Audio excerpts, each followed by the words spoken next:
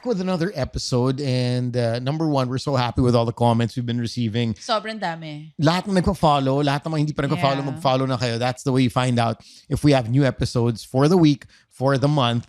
Ma-alert kayo. No? If you follow Lecheng Pag-ibig on Spotify, automatically ma-alert kayo. Correct. When there are new episodes. But we're so happy that kailangan natin i-greet yung mga constant listeners natin. And can I just say na, sorry, ang nakakapag-reply lang talaga kasi sa mga messages nila is the LPT account handled by our cutie na si Jasper dito. So ako, pag nag-comment ako doon, isang beses na tayo pwede mag-comment Correct. So to everyone na gusto mabate, comment lang kayo sa Spotify episodes na favorite ninyo or to this episode para sa susunod mabati namin kayo. Hindi kailangan mag-agree. Kung hindi ka nag-agree sa amin, okay lang. If there's something that you think we did not mention in the podcast, there's something that you feel you have to get off your chest, you don't agree exactly what we're saying, we're very open to that as well. If you agree, let us know as well. Eto na. Batiin muna natin si Lady Shika Makagaga. Sabi niya, I hope next topic po, quarter life crisis. Ooh, that's quarter life. Yan ba yung kay Catherine ngayon? 25 onwards ang quarter life. Quarter life. Kasi midlife is about 40 to 50. Yeah. So gusto niya quarter life crisis. Kasi I think in a recent interview, sinasabi ni Catherine na parang medyo lost siya. Hindi niya alam kung saan yung susunod na tahak ng career niya. May ganon. That's always something scary for a lot of people. And I think people really, before we get to the next message, I think it's okay you go through that. Kasi I went through that in life. Yung parang hindi mo alam ano next. Parang medyo naging routine na rin yung mga bagay-bagay. I think aabot ka dyan. Tapos, I think big turning point in life yung 30s. Yun na talaga. Hindi naman yun na talaga, pero may additional... Mas maraming questions. May additional pressure na parang, oy, ano na talaga ginagawa mo sa buhay? Yes. Sige, we'll get to that on another topic. Pwede nating i-topic yan. Why not? Sige, sa mga susunod na episodes. Si Mara Eusebio, hello na rin kay Eliza Macias. We did an episode about adulting. Sabi niya, adulting is hard, especially to all breadwinners, but always prioritize your physical and mental health. Well, physical health, yes. I know, I realized that adulting, I was listening to our episode, no? I realized adulting never stops. Yeah. We are gonna constantly adult ourselves because what we need, what we want today would be different from what we need and what we want 5 years from now. The bills we have to pay today are gonna be different from the bills you have to pay 5 years from now. So pabago-bago tayo. Adulting is a constant thing in life. Agrees. Very engaging podcast. Congratulations from Janet De Grano. Tapos, sumagot sila kung saan, may mga sumagot kung saan daw yung Grand Eyeball. Yes, correct. So, ayan no, si Gilbert McFly, BGC or Parcal, may nakikinig sa atin from Canada. Hello, Roxanne. Adulting is all about paying bills and responsibility from Joshua Pineda. And hindi pa rin kami ganun ka-solid na decided kung saan tayo magbi-meet, guys. So, kung magkakaroon tayo ng Grand Eyeball, again, saan nyo gusto? Sa South, sa Cubao, which is, I think, gitna. Natatawa dito si Papi Jeff. Miss Chai Munar, who's a constant listener, sabi niya, kung kaya, Trinoma, somewhere there, para gitna. Para may is that gitna ba yan? Well, it's technically north. Oh. Medyo north na yan eh. May sumabog na bridge, diba, sa NLEX? Marila, nadali ka doon? No, pauwi. Every day? Every day. Dali ako yung, a day after nung mangyari yung sorry, bridge nabangga pala yung bridge pala sumabog. Marilao Interchange Bridge. Yun. May truck na dumaan. Hindi mataas tinignan. masyado yung height. So, yun. Nagka-problem yung bridge. So, tinakot ako ng 2 hours, papi. Doon lang sa NLEX lang yun. Pero last Friday, Thursday yan. Nung Friday naman, plus 20 minutes lang sa usual biyahe ko. Pero expect the heavy traffic daw talaga. Dahil mukhang before or after pa ng Holy Week matatapos. Though sinasabi ng NLEX, pipilitin nila this week matapos na. Nag-order na daw ng bagong pillars. Yeah. No? Pero hindi galing Japan yata. Sino? Wow. Tagal pa dadating. Seryoso nga gago. Pinapanood ko yung balita. Hindi ako nagagago sa inyo. So, napanood mo yung balita tungkol dun sa mga pinatawag sa Congress. Yung tinawag na tanga-tanga. Hindi ako tanga. Ako na po yung tanga. I was like, what the fuck is going on? Ako sa asawa ko, me and us were watching, we watched the news during dinner. Ano masabi ko? Go na lang. Anyway. I wanna hear your thoughts. Kasi hindi ka masyadong, minsan may mga sundot-sundot na nakikita natin si Papi nagpo-post about politics, diba? Alam mo kung bakit. Pero funny pa rin siya. Pero anong na-feel mo dun sa fake news hearing last Friday? Oh my God. Teka lang. Sige. Nandiyan na tayo. Number 1, si Harry Roque kasi ang epal. No? Yun lang, if there's one thing. Pwede ito kapalit ni Ted Filon eh, no? Kasi gusto niya pumasok sa legal team. Tapos sinabi na nga sa kanya, hindi ka kasali dito, oy. O, dito tahimik si sir. So, Harry Roque is Epal. Hindi ko alam ano balak na sa buhay. Number 2, yung fake news na yan. Well, I agree that buti naman there's something being done about that. Yeah. Kasi it's such a big thing. Although it's very hard to cover, to be honest. I think we have a long way to go from clearing fake news. Ito lang kasi government-related. Yes. Kaya siguro inuna nila.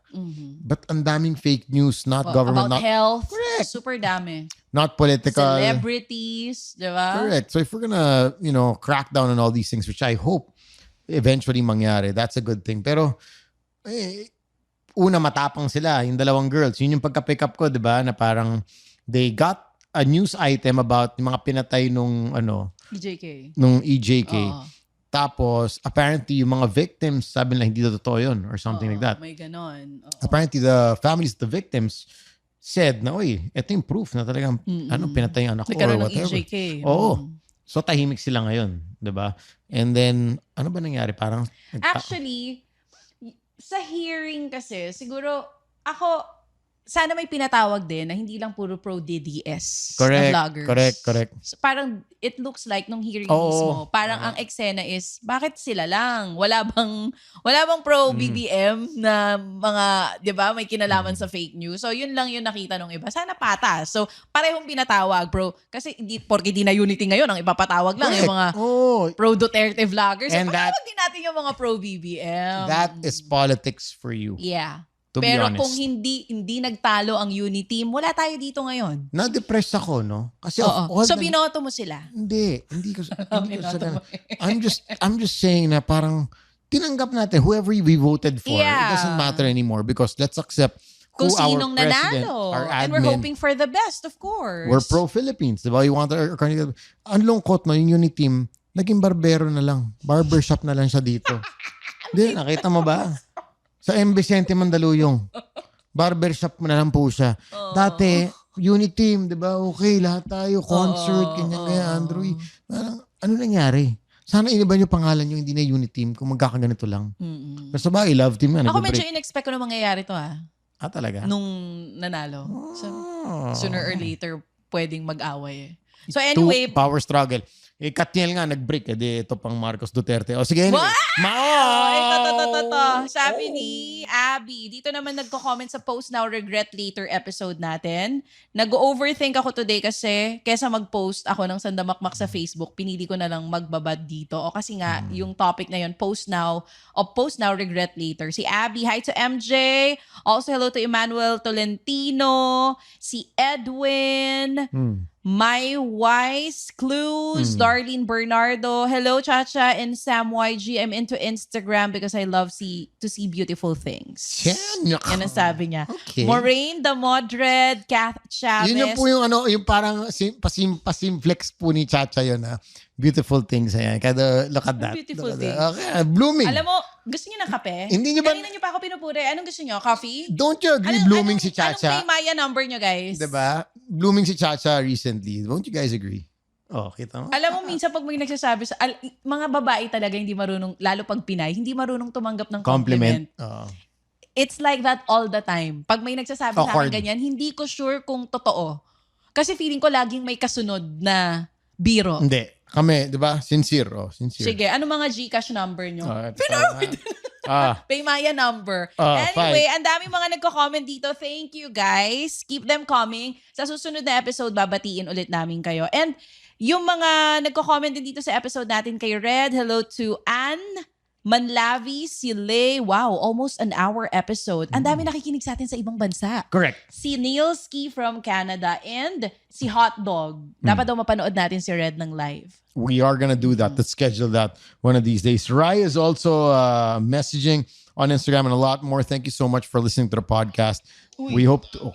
Kita mo, pinapakinggan niya po yung podcast namin habang nagpa-podcast kami. Kasi galing ako dun sa Spotify comments. Sakit sa ulo talaga to si Chacha. Sorry po. Okay, ito na. Today's topic, we haven't done this in a while. So, medyo na-excite ako dito. Just in case, bago kayong listener, hindi kayo nakaabot dun sa mga luma naming episodes, nag-start talaga to. Meron tayo din mga letter na binabasa. So, now, nahahanap natin yung ibang mga sulat na sobrang tagal na pala. So this was written last year pa, December. Okay. So struggling siya sa mga workmates niya. Sabi ni Anne, "Hello Chacha and Sam. Napapaisip na talaga ako kung sinusubok lang ako ng universe or gusto ko lang talagang pahirapan ng tadhana ang corporate life ko. Kasi sa opisina namin, hindi lang isa, hindi lang dalawa, buong department may iba't ibang level ng toxic workmates. Unahin po natin yung katrabaho kong credit grabber. Yung credit grabber. Inisa-isa niya. Okay, sige. Paki-define. Hindi talaga siya happy sa life niya. Kailangan ma-define itong mga to. Credit grabber, go. Sabi niya, iba't ibang level ng toxic workmates. Unahin po natin yung kawork ko na credit grabber. Yung kahit simpleng PowerPoint lang ang inedit, biglang siya na daw ang nag-solve ng buong problema ng kumpanya. May ganyan talaga. Lahat ng idea inangkin, tapos pagpalpak, biglang, ay, hindi naman ako involved dyan eh. May ganyan. They want to be part. There are always going to be people who want to be part of the success, but they don't want to be part of the struggle to get there. Hindi marunong sa salitang accountability. No? But gusto lang lagi yung praise. Pero pag panalo, ay, kasali kami dyan. Pero pag talo, wala akong kinalaman dyan. Yan, eto yon. Ngayon naman, meron pang isa. Si Mr. Ghost Employee. Okay. Taon na siya sa kumpanya, pero parang legend siya. Wala pang tunay na nakikita sa kanya. Pag may trabaho, lagi po siyang busy. Pero pag may kainan, laging present. Meron. Confirmed. Check. May kilala rin tayong ganyan. No? Sino to? Ayoko mag-name si Jeff. Name drop na yan. Pag good times, lagi nandyan. Diba? Pag, Mr. Like Ghost Employee. Pahirapan, nawawala, hindi mahagilap. Eto pa. At syempre, hindi po mawawala yung kawork kong pabibo. Yung todo sip-sip kay boss. Laging may pasabog sa meeting kahit hindi naman kailangan. Siya po yung tipo ng tao na kahit meeting lang sa coffee machine, feeling TED Talk. Wow. Naalim ako dito sa letter sender natin. Okay. Na-imagine ko tuloy mga sinasabi niya. Pero very merong true. Credit grabber, may ghost employee, merong pabibo. Honestly, Cha and Sam, gusto ko lang naman talagang mahalin tong trabaho ko. Pero paano kung yung trabaho ko pala ay tiisin tong mga toxic workmates na to? Nandiyan pa yung mga chismosa. Na diba, natatapos yung buong araw na nagchichismisan lang sila. Aminin natin, Philippine culture yan, yung pagiging chismosa. Alam mo ba? Pero alam mo, okay lang magchismisan, unahin lang tapusin, tapos saka kayo magchismisan. May mga kilala, when I was working corporate before, may pumapasok na maaga ng isang oras para yung chismis mapag-usapan nila. But they come in early. No? Mas okay. Pero aminin natin yung mga lunch break, mga merienda, na dapat 1 hour lang, 15 minutes. Diyos ko, minsan, tumatagal. Meron nga akong kilala, ayoko mag-mention ng names, no? Kilala mo rin kasi to. Ang hilig magpa-meeting. There are people who love to set meetings para lang makipag-chismis. Or walang kwenta yung pag-uusapan, yung pagmimitingan. Gusto nila mapag-chismisan. Sa work yan? Wala kang taong ka lang ganyan. Walang agenda. Okay, may agenda, pero out of the 1 hour agenda, a 1 hour na meeting. Ka-work to Ka-work. Oo. May mga tao, wala kang na mahilig na mag-meeting. Tara, meeting tayo. Kasi feeling lang nila, dahil may meeting, productive kayo. Let me just be very clear about this. Hindi lahat na nag-meeting productive. Yeah. Hindi dahil marami kang meeting, productive ka. Meron 3 hours kayo nag-meeting pero 2 hours kayo nagchismisan. Correct. Oo. Para lang malinaw. Hindi dahil maraming meeting, busy. Correct. So So, ang dami niya na nabanggit So, merong credit grabber, ghost employee, pabiboy, mga chismosa sa office. Gusto kong mahalin yung trabaho ko pero paano kung ganito yung paano titiisin ang mga toxic workmates na to? Paano ko sila i-handle nang hindi ako nauubos? Hindi ko sinasama pa yung si Sir Paasa sa promotion. So, merong ahead sa kanya. Okay. At si Miss Marites namin ng finance. So, meron siya mga code names. Baka maubos na po kasi yung characters para dito sa sulat na to. Tulungan nyo naman ako, please. #pagod na corporate warrior. So, yun ang pangalan niya. Si Anne, napagod na sa corporate world, not because of the job, but because of the sandamakmak na toxic workmates. I think this scenario is not just Pero wait, before you give your advice, alin doon sa lahat, yung pinaka, oh my God, hindi ko kaya to. Yung sa mga credit grabber. Credit grabber. Credit grabber. Okay lang naman kung, I always believed, that talagang there is no I in team. No? Whether whatever, job you are in, whatever field or, position you hold, you work with the team. Tama. Kahit na let's say we're hosts, di ba? True. Wag natin kakalimutan na para maganda correct, maganda yung show, like at the podcast, di ba? We have Jeff, we have Jasper here who are working behind the scenes to make the podcast good. Agree. Of course, we are the frontliners, nakikita nyo kami as your hosts, but the people who work behind the scenes. Editors natin. Correct. Yes. To make the podcast good. Ang daming hindi nakikita. No? So, for me to say na, ganda ng podcast ako gumawa niyan eh. Hindi lang kami to. Oo. Hindi. Now, for the corporate world, even for a basketball team. So, yun ang di mo kaya. Kahit let's say, Michael Jordan is Michael Jordan. Kobe Bryant will always be Kobe Bryant. But, wag natin kakalimutan na may Scottie Pippen na nandyan. Yeah, on the side. Pero hindi ka magiging Michael Jordan kung walang ganun. He probably you're probably still Michael Jordan pero hindi ka mananalo ng championships. True, agree. Diba? Hindi niya kaya mag-isa yun. He acknowledged that in his video, diba? Yung Save the Last Dance. Naparad mo yun? Hindi. Sayawan tayo. Dancing with the Stars. Kasi ng mga dancing videos. Pero I mean, credit grabber for you is pinaka-worst. Oo. Pinaka-worst? Redundant yan. Yung worst office mate na hindi mo kaya i-take. Because I that's part of my principles. One of my principles na talagang making sure you recognize what everybody does to bring a team, bring a institution, a company to where it is. Tsaka nakakaasar kasi yun, lalo kung hindi, alam mo naman na hindi lang ikaw yan. Tapos pinapalabas mo na parang sa'yo lahat. Kaya tayo sumakses. Yan, no? Sumasakses. Diba? Si Slick Rick sumasakses ngayon. Sa live? May bagong kotse na naman. Bago na naman, Land Rover. Pero yun nga paano, pagka ba ganito mga classes? Ikaw, teka, let me ask you first. Credit grabber din diba? ako. Siguro top 1 ko yung credit grabber. Sumusecond yung pabibo. Pangatlo na lang yung... Wala akong masyadong paki dun sa ghost. Ako wala akong paki. Kung gusto niya lang magpakita kung kailan niya gusto magpakita, anong paki natin kung yun ang gusto niya sa life niya Ako wala akong Hindi ako masyado na-apektuhan ng ghost employee. Okay, pabibo, wala akong pakialam masyado. Medyo toxic din for me yung pabibo in the sense na sometimes gusto niya na magpahinga pero paawat ka naman weekend Sa bagay, yung mga ganon. Meron din nga ganon. Or yung ang aga-aga pa parang teka lang ano muna wala ako, hinga muna ako wala. malalim bago tayo magsimula ng huntahan Ano take mo dun kay... Marites? Si Marites, given yan. Marites for me, kaya ko na rin i-tolerate. Sanay na tayo dun Tsaka yan nagpapasaya sa buhay natin. Tsaka hindi talaga mawawala ang chismis kahit saang trabaho ka magpunta. Totoo yan. Imagine mo, be-breakfast ka walang chismis na pulutan. Minsan vitamins dati. Minsan nga, rice na lang orderin mo, yung chismis na yung ulam Correct. Pero, what's your take on the boss na paasa? Yung promotion paasa. Nakaka-bad trip yun. Tapos, dyan papapasok yung politics sa corporate world na minsan, you know to yourself, you deserve that promotion, pero hindi napunta sa'yo dahil mas close ni boss, kamag-anak ni ganito. Yung alam mo sa sarili mo, mas magaling ka. May mga ganun naman pagkakataon. Or naipangako na sa'yo that this is gonna happen after 3 years or yun, after 6 months. Mas doon ako na bad pero trip. walang nangyayari na growth. Dapat di mo na sinabi.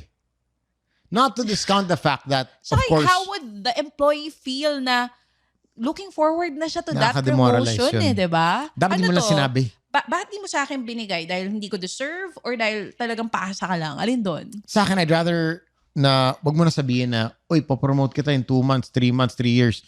Basta galingan mo. Wag mo na sabihin yun. I think there's another type of toxic workmate na hindi niya nabanggit.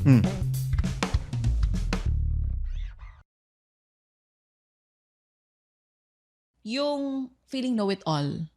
Yes. Oh my gosh. Si ikaw na. Isa pa to. That See every you already. time kasama mo siya sa room, he or she would make you feel less. Yes. Ito yata ang top 1 ko. Medyo medyo tie sila ni credit grabber na. Di ba, Papi, yung pagkasama mo, narcissist, medyo borderline. Ipapa-feel niya sa'yo na alam ko lahat, pakinig ka sa akin, ito datang gawin mo para gumaling ka, para bumongga ka. Yun na nga. Ikaw na. Ikaw na employee. Man. May kilala rin akong ganyan. Sakit sa ulo. Nakaka-demoralize din yon for someone working so hard. Correct. Na teka, hindi lang naman ikaw ang may lahat ng sagot. May alam ng lahat ng sagot sa tanong sa mundo. True. Diba? Alam mo, going back, diba, na everybody has a role to play in every company. It even boils down, let's take a restaurant for example, diba? Simpleng, let's say, fast food chain, down to the person cleaning the restroom, makes an impression on the restaurant. Yeah. Alam mo ba, a lot of people, I read this in a study somewhere na, ba na talaga si Bobby? Hindi, seryoso. No? Minsan, people judge the cleanliness of a restaurant by its food? Banyo. By the banyo? Oh. Wala ko Hindi ka ba nagkaganon minsan na parang pagpunta sa banyo, ang dumi, parang, pero ang linis ng restaurant, pero sa pagpunta sa banyo, parang, kasama yun. Alam ko, pero yun nga, pasok mo sa restaurant, ang ganda ng restaurant, sige, linis and everything. Pagkapasok mo sa banyo, parang, shit. So would tell a lot about the restaurant through the banyo. Correct. Kasi parang kung di nyo to ma-maintain ng maayos, paano kayo sa kitchen na di Exactly. Diba? Now, going so back. ngayon, nililinis na nila yung, dahil narinig nila to, lilinis na nila yung banyo. Sinasabi ko lang na pero parang everything counts for something. True. So now that janitor or whatever makes an impression on the customers, and it will help the restaurant improve or go down. So I think everybody plays a role. And if you're the type na gusto mo ikaw na lang lagi, hindi ko alam doon talaga pet peeve. Kaya mo? Ka-work yun? Ang hirap, di ba, papi? Pero, yun nga parang what can you do? Pero minsan, pag tamad ka sa life, gusto mo ikaw na, sa sweldo naman ganun kasi ako eh. Sometimes people are like that naman. Okay, sige. Kaya mo lahat puro ikaw na, magaling ka. Sige, sa sweldo naman ako kahit na ano Pero yun nga, itong si Mr. Credit Grabber, ayaw nga niya Miss. Ayaw nga niya magtrabaho. Gusto lang niya mag-grab ng credit. I don't have a problem if you work so hard and you take credit for it. Mas pikon ako sa walang ginagawa masyado. Pero pag pero kung may credit grab, doon ako pikon. Oo. Yun ang nakakapikon. Oo. Kasi may ganun Saka, hindi nakakapikon kasi sa part na nag-exert ka ng effort para sumweldo, para kumita ng pera. Tapos makikita mo merong mga petics. Which like I said, it's okay. And we can petics naman, pero just wag naman, kung 8 hours yung trabaho, yung pinetics mo, mas mahaba pa sa oras ng trabaho mo. Saka credit grab. Diba? Manahimik ka na lang. Yun lang naman yun. True. Yun nga yung sinasabi ko. Pag ghost employee ka, hindi ka credit grabber, wala akong paki sa'yo Hindi kita papakialaman kung pala absent ka. Correct. Pero kung pala absent ka, tas credit grabber ka, papabibo ka pa, magkakaproblema tayo. May problema tayo doon. But all these personalities, all these characters are present, I think, anywhere. Everywhere. Anywhere and everywhere. Could be a basketball team, could be an office, a restaurant, like I said. Lahat to may personalities. I think the question here is, what is the best way to deal with them, these personalities? Kasi ano na siya nandun na siya sa tamad na ako mag-work. Of course, it affects your mental health. Your attitude towards work, your excitement to go to work. Nababawasan Oo, di ba? Parang shit, makikita ko na naman tong taon to. Bad trip, ito na naman. It gets to that. Aminin natin. May problema na sa bahay, tapos problema pa to pagdating sa office, tong taon to, makikita ko na naman. Yeah. So how do you deal with that? Or how would you know na it's really time to resign? Kasi, would that be a cause? Ikaw, would you resign because of that? If it's every day, nasa utak mo bago ka pumasok, ayoko na makita si ganitong tao. Pucha, eto na naman ako. Yung puro nega na lang yung pumapasok sa utak mo. Hindi ka pa nagsisimula magtrabaho. Kapunta ka pa lang. Wala ka pa sa trabaho, pagod ka na. Nasa bahay ka, kahit nakapahinga ka, yung utak mo nasa work pa rin at mga workmates mong toxic. Tsaka bad trip na yung pikon ka sa tao. Yung tapos, kahit kumakain ka, siya pa rin nasa isip mo. I hate that hindi yun. Shit. Yung hindi mo na sila kasama, pero sila pa rin yung topic mo. Pag iba na yung kasama mo, medyo may problema na tayo. Naka-embed na siya sa system mo. Yes. And baka pati ikaw maapektuhan Kasi pag ganyan yung workmates mo na toxic sila, syempre magiging grumpy ka rin. Hindi lang sa kanila. Baka hanggang sa bahay, madala mo yan. Can you actually talk to these people and just open up and say na, oy, teka, Miss Credit Grabber, para lang clear. Kasi I know some people take it offensively. Diba? Kausapin ka, oy, teka, what are you saying? Wala akong ginagawa. Ang tricky diba? It's always a tricky situation talking about will a credit grabber admit that he or she is a credit grabber. In the first place. Yung pabibo ba? Amin na pabibo siya. Diba? Yung nagkakalat nga ng fake news, hindi umaamin na nagkakalat ng fake news eh. Diba? Wala nga amin. So feeling ko, kahit kausapin mo, walang mangyayari.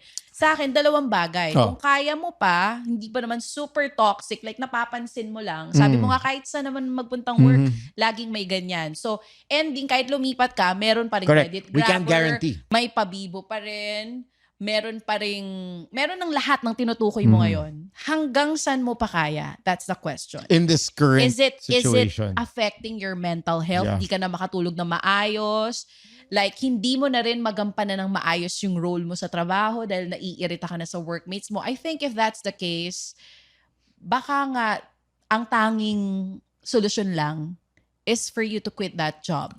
But also, like Chacha said, that doesn't guarantee na sa next job mo. Walang ganon. Could be even worse. You know, that happens everywhere.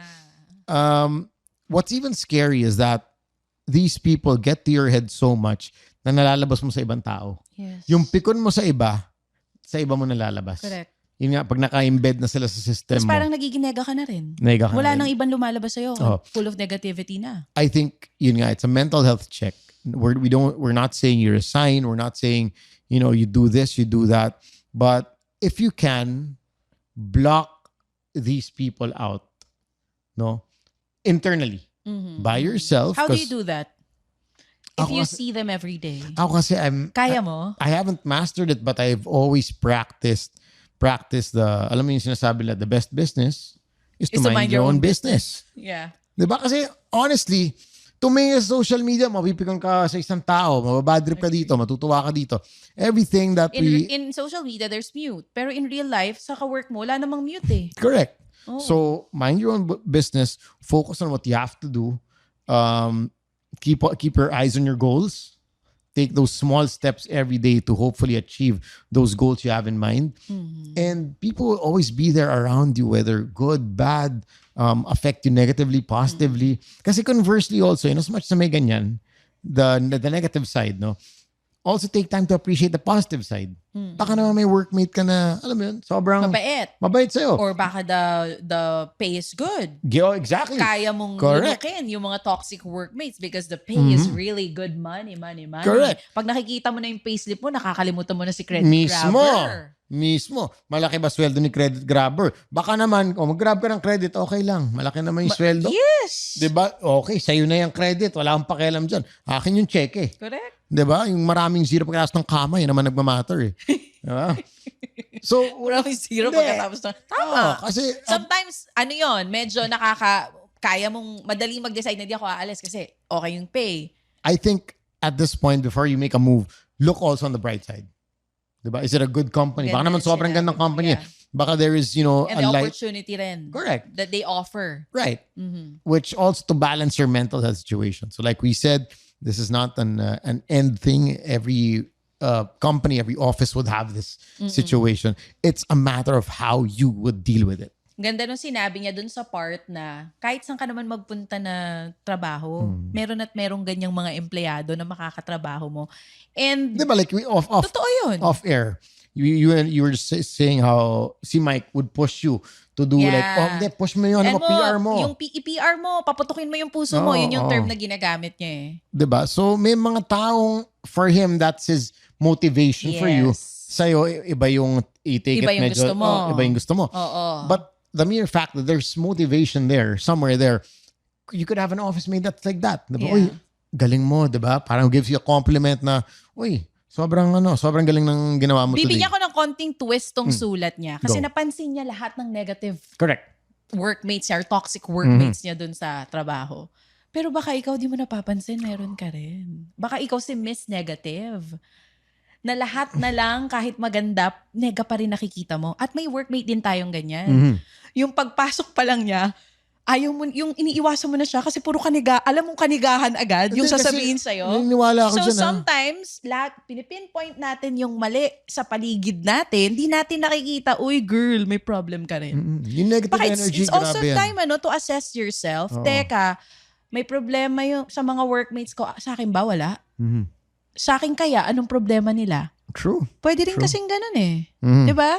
So assess yourself first kung alin ba talaga dito ang issue. Yung negative thinking mo na lahat na lang ng workmates mo toxic for you, or toxic ba talaga sila and it's starting to get into your head kaya ganyan ka na mag-isip ngayon.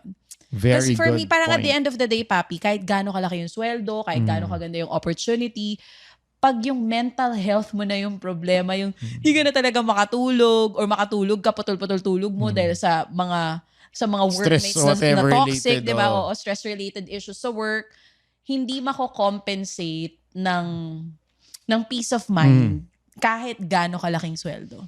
For a while, it will. Trust Pero me. mapapagod But down ka. the road, Mapapagod ka. But for a while, you're probably Parang ikaw na rin mismo magsasabi at aayaw sa Ba't malaking ko ginagawa sweldo at to? pipiliin mo yung peace of mind. Oo.